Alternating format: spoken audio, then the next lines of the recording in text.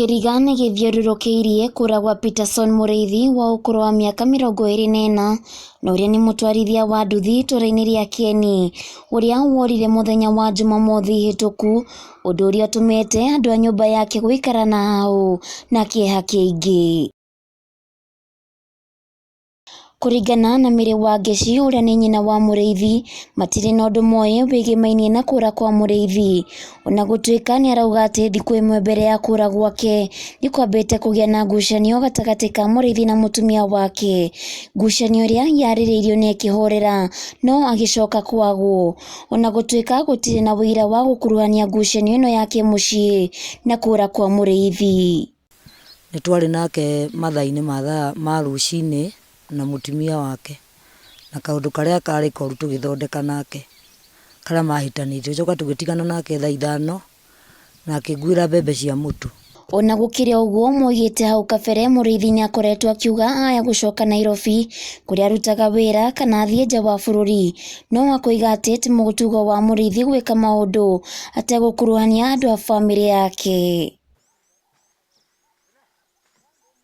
Ũndũ ũyũ nĩ wĩkĩrĩtwo mũkonde nĩ mũtumia wa Muriithi Jacinta Odhiambo, ũrĩa ugĩte Muriithi amwĩrire athi wĩra o ta mũtugo no ndaigana gũcoka. When alikuja ilipofika saa 5 akatoka, aliambia nianike mahindi, akaniambia narudi. Katoka akasema anaenda tu job yake kama kawaida. When alitoka mama alikuwa ashamwambia ilikuwa masaa angekuja kumchukua saa 10. Alikuwa anaenda kanisa kesha.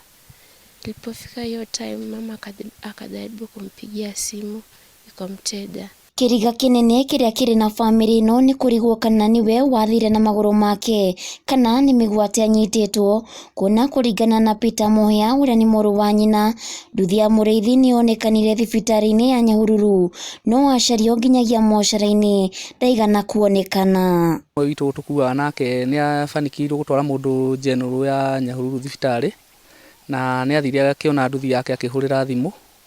Nĩ ndathire ngĩrora nduthi na ngĩconfirm nĩyo. Ũndũ ũyũ no wĩkĩrĩte arĩa marutithanagia wĩra nake kĩeha, gũkũ makiuga mararuta wĩra na guoya wa gũkorwo kana arĩ o muoyo.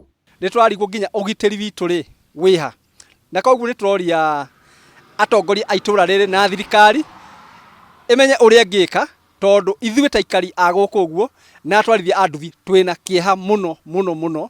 Kũringana na bamĩrĩ ya Muriithi, moigĩte nĩ maribotire kũra gwake borithi-inĩ ya Mairo 4, na kũringana na OCPD wa Nyandarua ya Rũgongo Timon Odingo na ũrĩa waranĩirie na Kameme TV kũgerera njĩra ya thimũ, oigĩte nĩ marageria ũrĩa wothe mangĩhota Muriithi onekane. They reported and the case is being investigated because hata pikipiki ilipatikana huko kwa tali, lakini bado hatujampata. Sasa ijulikani aliacha pikipiki wapi, alinyang'anywa.